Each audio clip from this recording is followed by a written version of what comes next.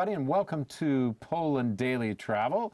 It's good to see you, and to see you good. I have with me in the studio Philip Goss, who is scrolling through his telephone looking for answers to the question I asked him before we came on camera, which is, what are the best sports destinations, winter sports destinations in Poland? And wait, let's welcome Anthony, because I know you're chomping at the bit. You'll be first.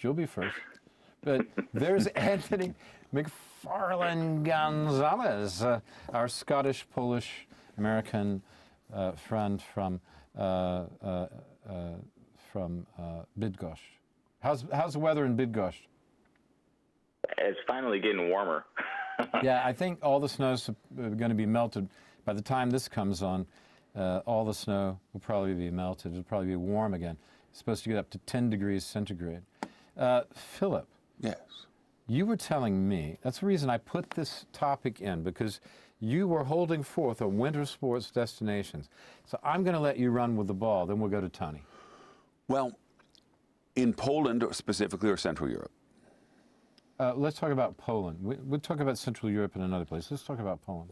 Maybe the next show. If we look at the downhill skiing and keep it to that, I like the area. I like Biała Tatrzańska, and where's that? It's near Zakopane.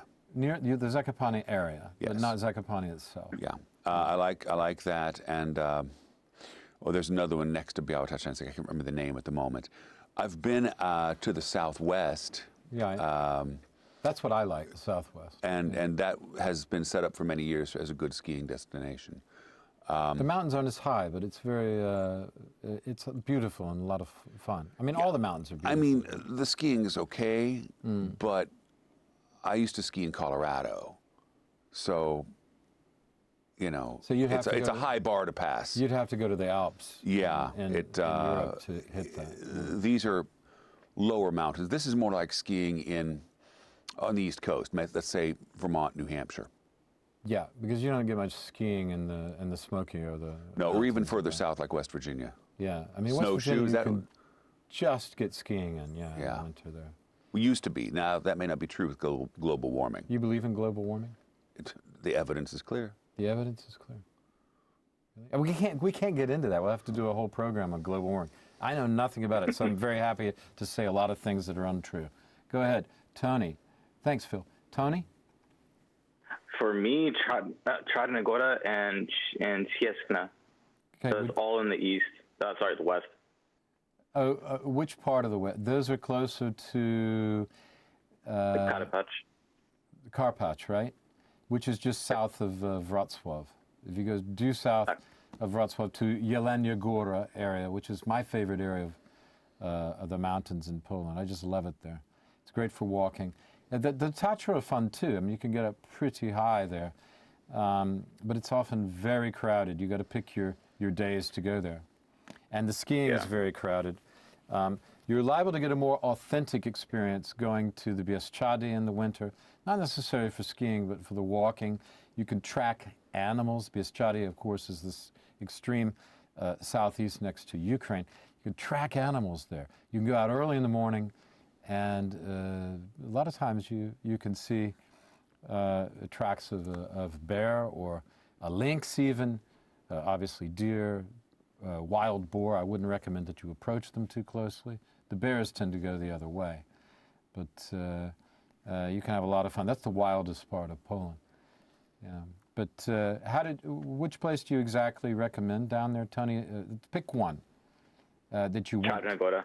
Yeah. Now, you think Chladnia Gora? What makes it fun?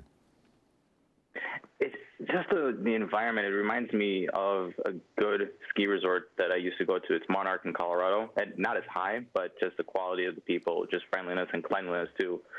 And the machines actually work. I've been to Monarch. It is quite nice. You mean the ski lifts? Yeah, they actually work, because it's a problem if they don't work. It kind of dampens your spirit. Yes? Yeah, I've been to Monarch. It's quite a nice resort. Yeah. As far as the quality of the skiing, it's on the Continental Divide. I think the peak is at the summit's 11,800. Uh-huh. Yeah, 11,800 steps. Yeah. And it's on the west side of the Rockies where it's hidden. Yeah, it's the Western Continental Divide. Yeah. Yes. Yeah, because the eastern one runs right through the Smoky. It's deep Blue in. Ridge It's not just Asheville. as simple as going up to Vail or Aspen Yeah. It's deep in, Yeah. and it's further south from Denver. Yeah. So that's high praise indeed if we can say that Charnagura even slightly resembles Monarch. Oh, yes. That means you're in for a good experience. You're in for a good winter experience in that area anyway. And if you're a skiing professional or a skiing snob or whatever, then you better head to Val d'Isère or somewhere in Switzerland to meet your needs. I don't know. Is there good skiing in Bavaria? On the Austrian edge there?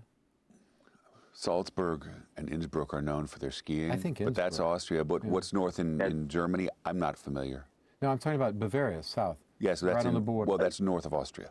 Oh, you mean north of Austria? Okay, yeah. Yeah, it's St. Johann area. That's a really good area. It's like you said, Innsbruck is best ski area ever. But I think one of the good resorts that we actually got to go this summer is St. Johann, and they were preparing for the winter in the summer, in August. So it's one of the best areas. Yeah, they had the Winter Olympics at Innsbruck one time, didn't they?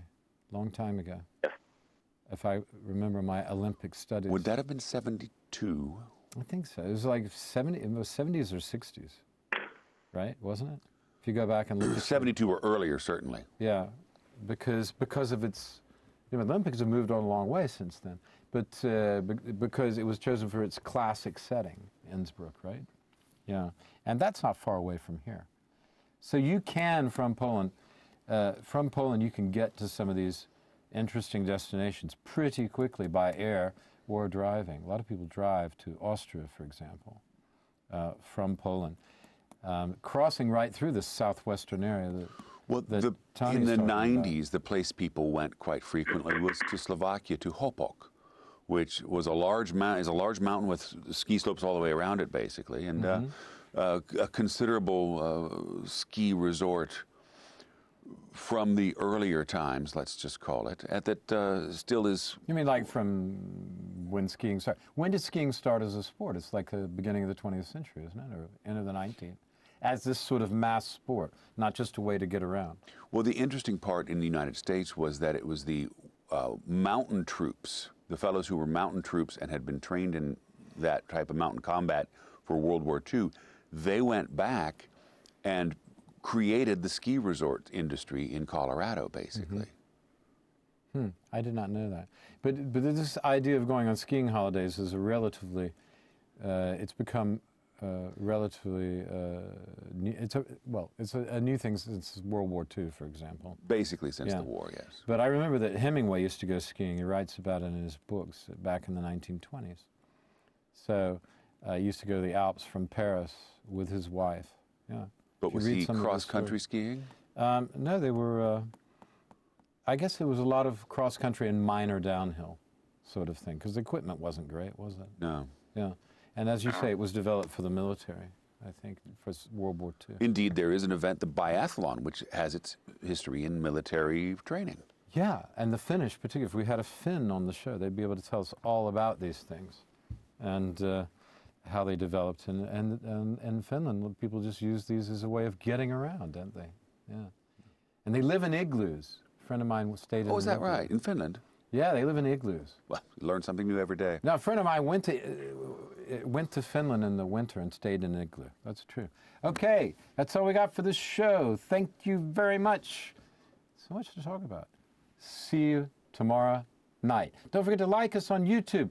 Do all those things. Subscribe, hit the buttons, do everything you need to do in order to know when the next episode of Poland Daily Travel is coming up. We promise you entertainment, and we give you blood. See you next time.